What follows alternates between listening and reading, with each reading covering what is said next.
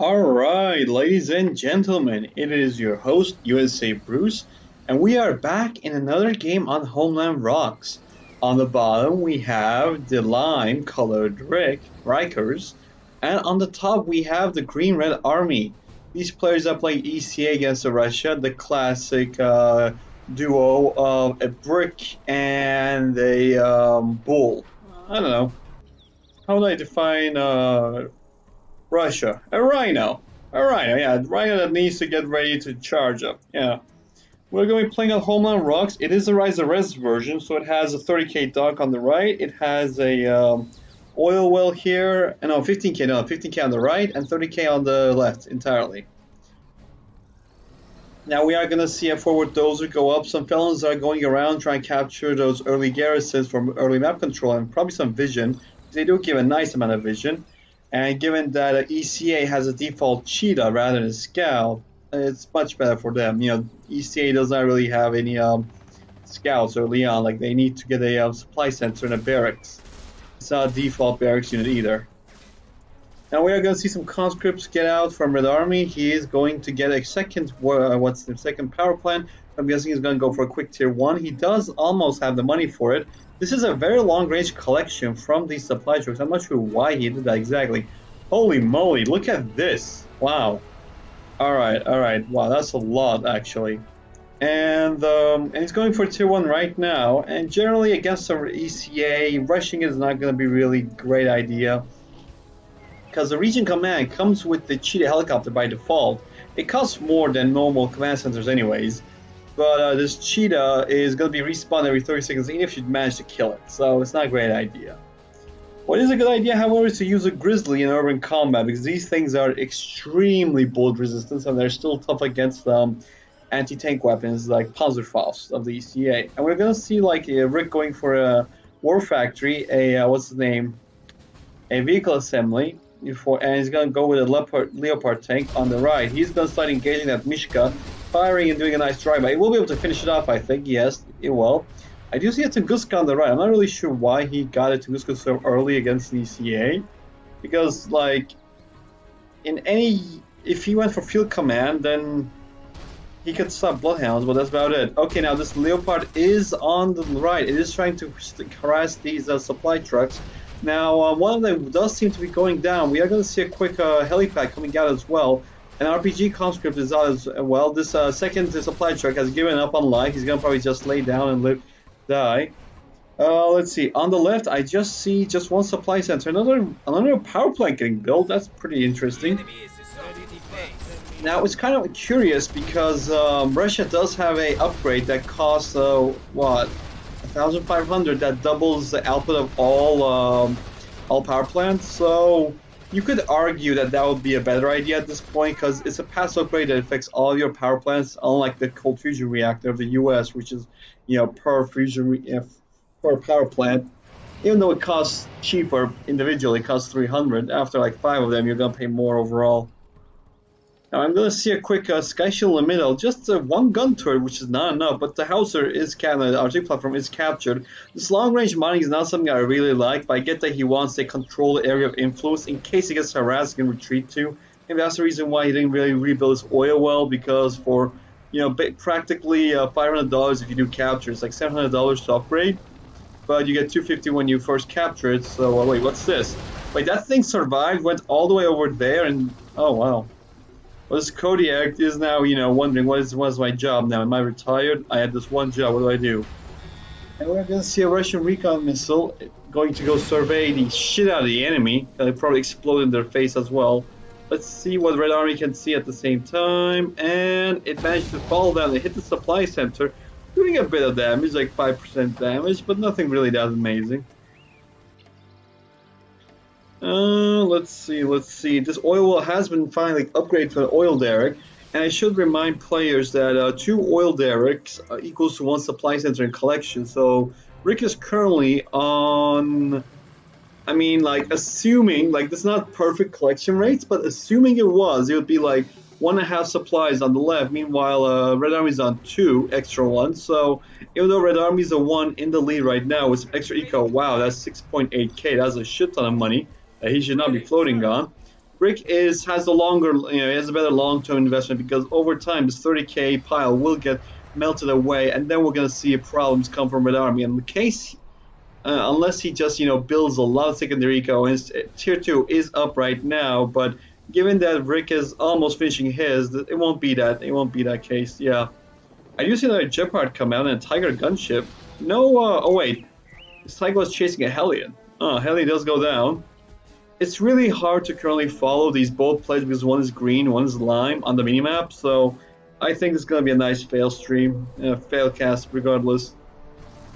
Oh, we do see another Hellion come out. Now, he does not have the thermobaric upgrade, and if you don't have the thermobaric upgrade, you should really question why you're getting the helicopters in the first place. That's what makes them so unique. And the Goliath, Red Army these days are, he enjoys Goliath a lot, and he's been getting it more and more often. And can't really blame him. Like I saw Kanyaz or Ilya use it the other day too. It's pretty nice. I do see a line of Pioneers here. No real mortar pits. That's a bit curious, honestly. He does have them on mortar mode, so we'll probably start harassing and just like, oh wait, what's this? I have a recon missile. Oh wait, a recon missile goes up here. Yeah. He just used thermobarics at the anti-air, and he managed to kill the armored vehicles of ECA there, but Tiger's cleaned up. All right, so what was I saying? Fuck, I forgot. But I do know that these Tigers don't care what that Igla is saying, and he's gonna start killing. Oh wait, the Igla's rate of fire though. The garrison builders does get rate of fire and damage if I remember correctly. No wait, was it? No, it was damage and range. Yeah, and Iglas already have the most range of any anti-air infantry in the game. Even more than search and destroy missile defenders. So if you had garrison builds of that, it's gonna be really silly. Now I do see what third war factory coming out? No. Yeah, second war factory. Second war factory coming out from Red Army. One thing I wouldn't suggest to build these things too close, because if there's a Bulldog rank 2 over here, you're gonna have problems unless you have some heavy armor in the area or just some helicopters. Now tier 2 is up. I'm not seeing any secondary economy come out from Red Army just yet. No arm suppliers getting built. Meanwhile, Rick is ahead with 2 telecom towers, and I can see another gun turret getting built on the left. I think he suspects that there might be a strike force coming from the left side. I should probably put a scout here too, in case he sees something coming around to flank. Maybe harass these collectors or kill this truck. Is there a field command by the way for Rick? Ah, there it is. Yeah. How can I miss that? Oh, the first howitzer is getting built, and one of the additions of the latest version 2.0 is a fire control station. It's basically a pylon from StarCraft that only works on howitzers. Basically, that's what it is. It enables the defenses, the howitzers around it to be, working. If you destroy it, it'll disable them. You can't even sell things with it, and it's really. I don't like the sell part, but I can get it. I kind of get it. I do find it interesting of how Rick has, colorfully, spread across his different types of fortification. You see 2 mega fortifications here.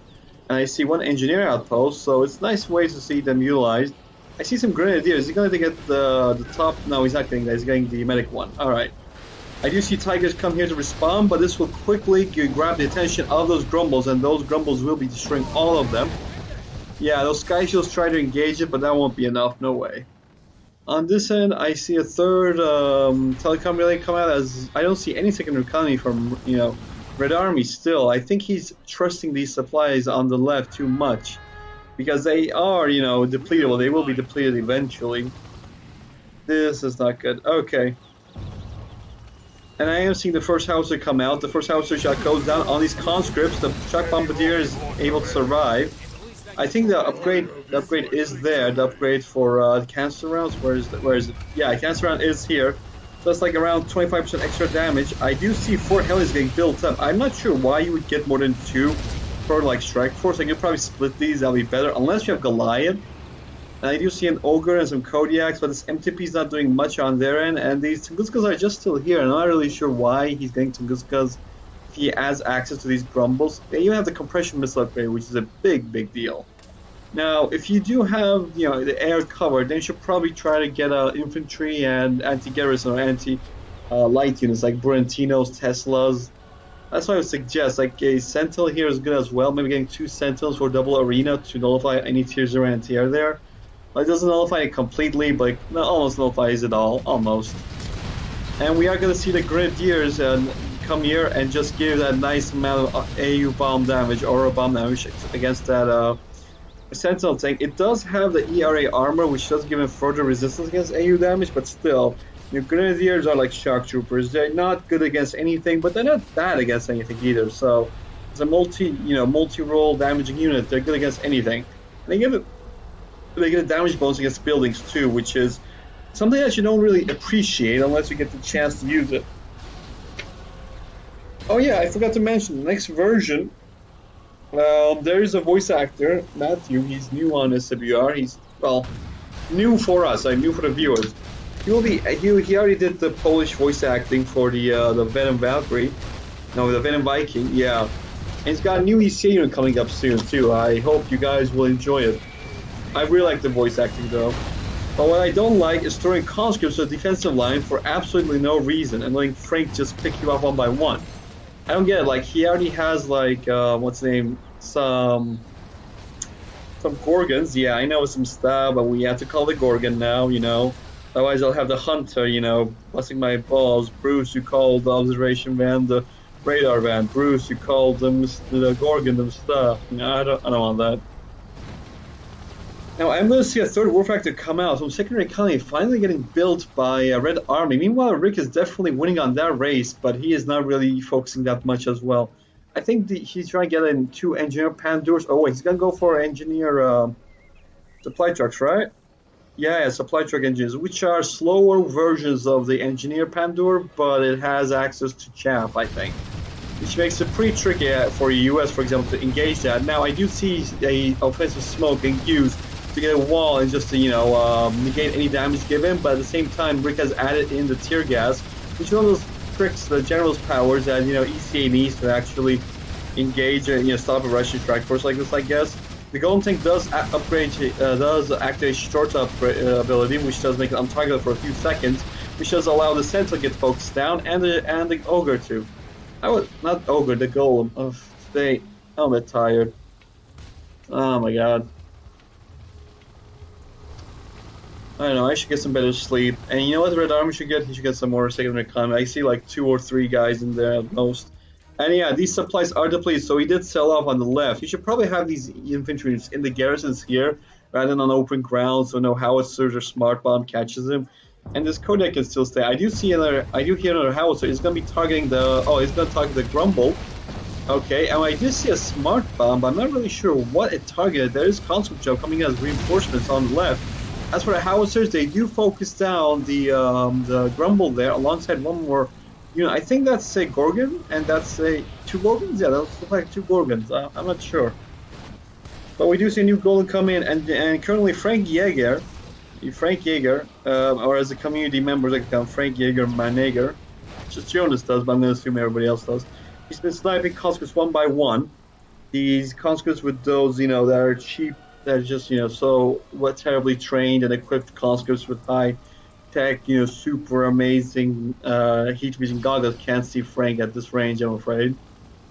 Red Army does have also armors upgrades, so these trucks, even though he has a conscript PP where he could just turn these all into barracks, I would kind of go for using them as, you know, an offensive unit, because war trucks are not bad against anything as well. I think they're like decent, like as a non-combat unit, they can still perform combat abilities pretty well. Like, compare that to, let's see. I would say a battle drone. Actually, yeah, it's better than battle drone, sure. Or you can compare it to, let's say, a thermite drones. What's the name? Is this supposed to be some kind of scouting from Red Army? Because he should know that the middle is pretty well reinforced, and there are warhounds everywhere that are just going to negate any damage and just start repairing it again, in case he gets some artillery. Okay, I do find the open town fortification interesting. Yeah, this ogre is like, nah. A golem, why am I calling this an ogre? Jesus. The ogre is actually this new unit coming in 2.0 for General Alexander. It's like a unique Kodiak variant. But the golem is the Sentinel variant for General Alexander. Why is he attacking? You're serious? Really? Really? Yeah. Yeah, this one is old riddles, you know, like the Tootsie Pops. How many licks do you need to, take this, to what's the name, to finish this Tootsie Pop? Or how many Frank Yeager hits do you need to kill a power plant? I bet somebody in the comment will already tell me.